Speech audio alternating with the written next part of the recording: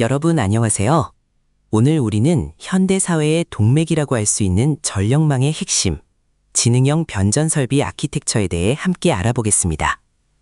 화면 윗부분에 보이는 정교한 도면이 바로 우리가 공부할 변전소의 모습인데요. 변전소는 발전소에서 만들어진 아주 높은 전압의 전기를 우리 가정이나 학교에서 안전하게 사용할 수 있는 전압으로 바꿔주는 아주 중요한 곳입니다.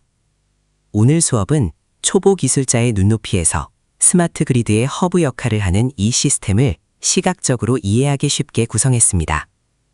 특히 단순히 전압을 바꾸는 기능에서 나아가 정보통신 기술을 접목해 전력의 흐름을 실시간으로 감시하고 관리하는 지능형 관리 체계가 왜 필요한지 중점적으로 살펴볼 예정입니다. 발전소와 우리 집을 잇는 이 핵심적인 메커니즘을 이해한다면 미래의 에너지 산업이 어떤 방향으로 나아갈지 여러분도 충분히 예측할 수 있을 것입니다. 그럼 지금부터 안정적인 전력 공급을 책임지는 지능형 변전소의 세계로 함께 들어가 볼까요? 여러분, 우리가 매일 편리하게 사용하는 전기가 우리 집까지 안전하게 오기 위해서는 변전소라는 시설이 꼭 필요합니다. 이번 시간에는 이 변전소가 어떻게 똑똑하게 변화하고 있는지 스마트 변전소로의 패러다임 시프트에 대해 알아보겠습니다. 화면 왼쪽의 과거 모습을 먼저 볼까요? 예전의 변전소는 장비가 노후화되면서 정전 위험이 커지고 사람이 직접 점검해야 하는 물리적인 사고 위험에 노출되어 있었습니다. 1980년대 방식의 아날로그 장비들은 변화하는 시대에 대응하기에 한계가 있었죠. 하지만 지금은 파란색 박스 설명처럼 놀라운 진화를 거듭하고 있습니다. 사물 인터넷인 IoT 센서와 빅데이터 기술이 결합하면서 변전소가 스스로 상태를 확인하고 사고를 미리 예측하는 실시간 진단 시스템이 구축되었습니다. 그림 속 화살표가 가리키는 것처럼 아날로그에서 디지털 노드로 완전히 탈바꿈한 것입니다. 가장 자랑스러운 점은 마지막 검은색 박스에 있습니다. 이 모든 핵심 시스템을 우리 대한민국의 독자적인 기술력으로 국산화했다는 사실입니다.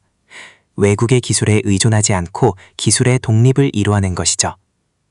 우리나라의 앞선 기술로 만들어진 스마트 변전소 덕분에 여러분은 앞으로 더욱 안정적이고 효율적인 에너지를 공급받으며 스마트한 미래를 맞이하게 될 것입니다. 우리가 매일 사용하는 전기가 어떤 과정을 거쳐 우리 집까지 오는지 알고 있나요? 이번에는 에너지 하이웨이, 즉 전기가 이동하는 통로에서 전압을 조절하는 변전의 원리에 대해 알아보겠습니다. 먼저 그림 왼쪽의 발전소를 보세요. 여기서 만들어진 전기는 아주 먼 거리를 이동해야 합니다. 이때 전송 효율을 극대화하기 위해 전압을 높여주는 승합 과정을 거치게 됩니다. 전압이 높을수록 전기가 이동하면서 길에서 버려지는 에너지 손실을 줄일 수 있기 때문이죠. 하지만 이렇게 높은 전압을 그대로 우리 집에서 쓰면 아주 위험하겠죠? 그래서 도시나 마을 근처에 오면 다시 전압을 낮추는 강압 과정을 거칩니다. 사용자의 안전을 위해 전압을 적절하게 낮추는 것이죠. 결국 변전소란 단순히 전압만 바꾸는 기계 하나를 말하는 게 아니라 승합과 강압 과정을 안전하게 수행하기 위해 여러 기계와 기구, 그리고 선로들이 유기적으로 모여있는 하나의 거대한 집합체라고 이해하면 됩니다. 이번 슬라이드에서는 기술자가 현장에서 어떻게 시설을 관리하고 유지하는지 그 직무 표준 가이드에 대해 알아보겠습니다. 여러분, 국가 직무 능력 표준인 NCS라는 말을 들어보셨나요? 쉽게 말해 기술자들이 업무를 완벽하게 수행하기 위해 꼭 지켜야 할 표준 매뉴얼이라고 생각하면 됩니다. 유지보수 업무는 크게 세 가지 단계로 나뉩니다. 첫 번째는 계획과 점검입니다. 기계가 고장나기 전에 미리미리 점검 계획을 세우고 변압기나 차단기처럼 아주 중요한 핵심 장비들이 평상시에 어떤 상태인지 꼼꼼하게 진단하는 단계입니다. 두 번째는 예방 진단입니다. 최근에는 기술이 발전해서 사물 인터넷, 즉 IoT 센서를 활용합니다. 기계에 붙은 센서가 보내주는 데이터를 실시간으로 분석해서 아주 작은 이상 징후라도 보이면 문제가 생기기 전에 미리 포착해내는 스마트한 관리 방식입니다. 마지막 세 번째는 사고 대응입니다. 아무리 예방을 잘해도 예상치 못한 고장이 발생할 수 있겠죠? 이때 당황하지 않고 미리 정해진 절차에 따라 신속하게 사고를 처리하고 복구하는 것이 기술자의 핵심 역량입니다. 이렇게 체계적인 세 단계를 통해 우리가 사용하는 전기나 다양한 시설들이 멈추지 않고 안전하게 운영될 수 있는 것입니다. 여러분도 미래의 기술 전문가로서 이런 체계적인 과정을 머릿속에 그려보시기 바랍니다. 이번에는 전기가 우리 집까지 어떤 경로로 전달되는지 전력망의 전체적인 구조인 토폴로지에 대해 살펴보겠습니다. 크게 대전력을 수송하는 기간계통과 이를 나누어주는 부하계통으로 구분할 수 있는데요. 먼저 상단에 있는 기간계통 변전소를 볼까요? 여기서는 345kV나 765kV라는 엄청난 초고 전압을 다룹니다. 발전소에서 만들어진 대용량의 전기를 아주 먼 곳까지 효율적으로 보내기 위해 전압을 최대한 높여서 수송하는 우리 전력망의 뼈대이자 고속도로와 같은 역할을 합니다. 이렇게 고속도로를 타고 온 전기는 이제 사용처에 맞게 전압을 낮추는 과정을 거칩니다. 그림 아래쪽에 1차, 2차, 그리고 3차 배전 변전소를 확인해 보세요. 154kV에서 시작해 66kV, 그리고 최종적으로는 우리 주변에서 흔히 볼 수 있는 22.9kV까지 단계별로 전압이 낮아지는 것을 알 수 있습니다. 특히 이 아랫 단계의 변전소들은 우리 사용자들과 아주 가까운 곳에 위치하고 있습니다. 여기서 전압을 정밀하게 조절함으로써 우리가 가전제품을 안전하게 사용할 수 있도록 최종적인 전력 품질을 결정하게 됩니다. 이처럼 전력망은 거대한 에너지를 효율적으로 운반하는 동시에 우리 곁에서 세밀하게 전기를 관리하는 체계적인 시스템으로 이루어져 있습니다. 우리 주변에 전기를 공급하는 시설들이 어디에 어떤 모양으로 설치되어 있는지 생각해 본 적 있나요? 이번 슬라이드에서는 환경에 따라 전력 설비를 어떻게 다르게 만드는지 그 설치 형태별 특징을 세 가지로 나누어 비교해 보겠습니다. 먼저 가장 왼쪽에 있는 5궤식입니다. 주로 탁 트인 야외에 설치하는 방식인데요. 장점은 아주 높은 전압이나 대용량 설비를 추가하기에 유리하고 공간이 넓어서 설비를 고치거나 관리할 때 아주 편하다는 점입니다. 하지만 넓은 땅이 필요하다는 단점이 있어서 주로 도시 외곽 지역에서 많이 볼 수 있습니다. 다음은 가운데에 있는 옥내식입니다. 말 그대로 건물 안에 설비를 넣는 방식인데요. 도시의 미관을 해치지 않고 소음도 잘 막아준다는 장점이 있습니다. 무엇보다 일반인이 기기에 접촉할 위험을 완벽하게 차단할 수 있고 좁은 공간을 알차게 쓸 수 있죠. 다만 기계에서 발생하는 열을 식히기 위해 별도의 방열 시설이나 공기순환 시스템을 추가로 설치해야 합니다. 마지막으로 오른쪽을 보시면 트럭 위에 설비가 올라가 있는 반오궤식 혹은 이동식 형태가 보입니다. 이건 기동성이 아주 뛰어난데요. 갑자기 전기가 끊기는 비상정전 상황이 발생했을 때 즉각 투입해서 전기를 공급할 수 있습니다. 기존 설비를 교체하는 동안 임시로 전력을 보낼 때도 아주 유용해서 전력 공급의 유연성을 높여주는 고마운 존재입니다. 이렇게 전력 설비는 설치되는 장소와 목적에 따라 최적의 형태로 설계된다는 점을 기억해 두면 좋겠습니다. 여러분, 전기가 우리 집까지 안전하게 오기 위해서 어떤 장치들이 필요할까요? 이번 슬라이드에서는 전력 시스템의 메인 프레임을 구성하는 5가지 핵심 요소를 살펴보겠습니다. 첫 번째는 주 변압기입니다. 전압을 높이거나 낮추는 역할을 하는데 우리 몸에 피를 공급하는 심장과도 같은 아주 중요한 장치입니다. 두 번째는 조상 설비입니다. 전기의 품질을 일정하게 유지하고 전압을 조절하는 밸런서 역할을 하죠. 전기가 흔들리지 않게 중심을 잡아준다고 생각하면 쉽습니다. 세 번째는 개폐 장치입니다. 전력 계통에 사고가 발생했을 때 문제가 생긴 구간을 즉시 분리해주는 문지기 역할을 합니다. 사고가 번지지 않게 차단해주는 아주 중요한 역할을 하죠. 네 번째는 보호 장치입니다. 계전기 같은 장치들이 시스템 상태를 스스로 확인하고 위험으로부터 방어하는 일종의 자가 진단기이자 방패라고 볼 수 있습니다. 마지막 5번째는 보조 설비입니다. 모선처럼 각 설비 사이를 연결해주는 통로인데 우리 몸의 혈관이나 신경망처럼 모든 장치를 하나로 묶어주는 역할을 합니다. 이렇게 5가지 요소가 서로 완벽하게 맞물려 돌아가야 우리가 매일 쓰는 전기가 끊기지 않고 안전하게 흐를 수 있는 것입니다. 우리 몸에서 가장 중요한 기관이 어디일까요?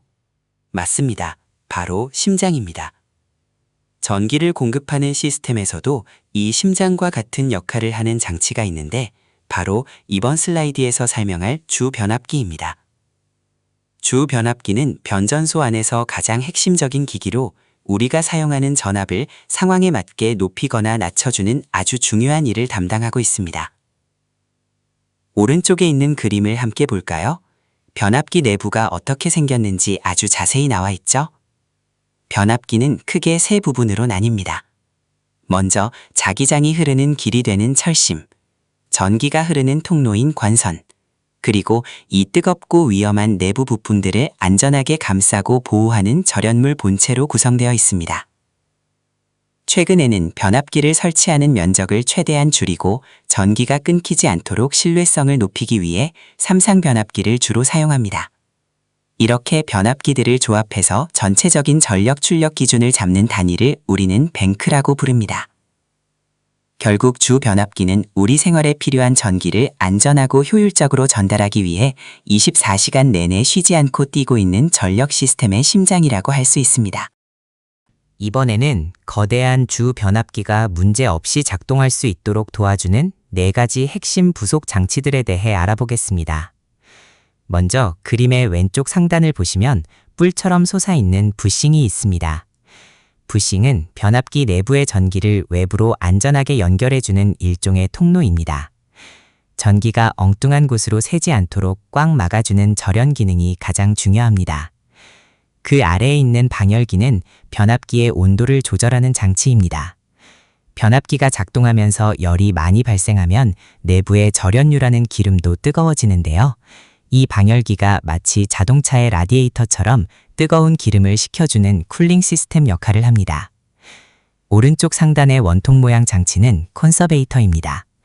이 장치는 변압기 안의 기름이 공기와 직접 닿아 산화되거나 변질되는 것을 막아줍니다. 기름이 깨끗하게 오래 유지되도록 도와주는 수명 연장 장치라고 이해하면 쉽습니다. 마지막으로 주황색 선으로 연결된 부홀츠 개전기는 아주 똑똑한 안전 센서입니다. 만약 변압기 내부에서 고장이 발생해 이상가스가 나오면 이를 즉시 감지해서 경보를 울려줍니다. 큰 사고가 나기 전에 미리 알려주는 든든한 파수꾼인 셈이죠.